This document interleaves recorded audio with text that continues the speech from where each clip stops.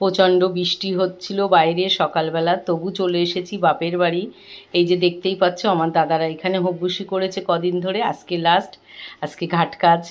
আর এখানে চলছে দুপুরে রান্নাবান্নার আয়োজন, এখানে বউরা সবাই মিলে চলছে, রান্না হচ্ছে তারই গল্প গুজব সবাই একসঙ্গে, এই বৌদিরা সবাই মিলে, আমারই বৌদি। আর ওপরে যাচ্ছি তোমাদের দেখাতে, দেখো বর্ষার মধ্যে এরা কি মুশকিলে পড়েছে। দেখো গুরুদশা বাড়িতে তো কাজ কাচতেই হবে, সে বর্ষা হোক আর যাই হোক, সে কেচে কোথায় মেলতে দেবে, এত মেলার জায়গাও তো কারণ নেই। সেই কারণে অগত্যা ঘরের মধ্যে ফ্যান চালিয়ে, দেখো প্রত্যেকটা ঘরেই ফ্যান চালিয়ে শুকিয়েছে।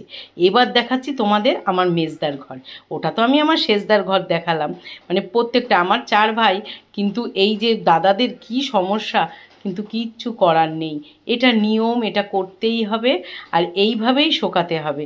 সেই কথাই হচ্ছে বৌদির সঙ্গে কথা হচ্ছে যে এইভাবেই আমি শুকাচ্ছি, কিচ্ছু করার নেই।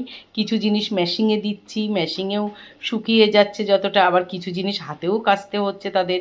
এইভাবেই তারা শুকাচ্ছে আর ভাঁজ করছে, ঘরের মধ্যেই ফ্যান দিয়েই সব কিছু করছে।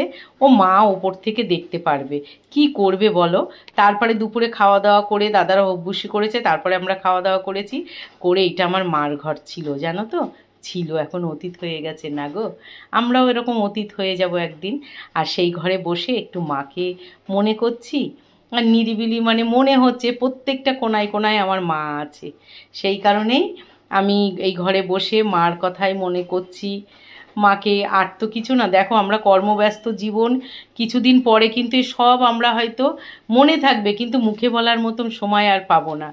আর মা গেছে, মার প্রত্যেকটা জিনিসই যেন নিজের, মানে কত আপন মায়ের ছোঁয়া রয়েছে।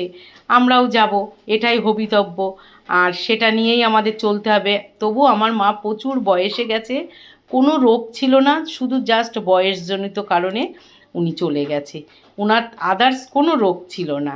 এটাই হচ্ছে সবথেকে মানে আনন্দের কথা। তাহলে ভিডিওটা এখানেই শেষ করব।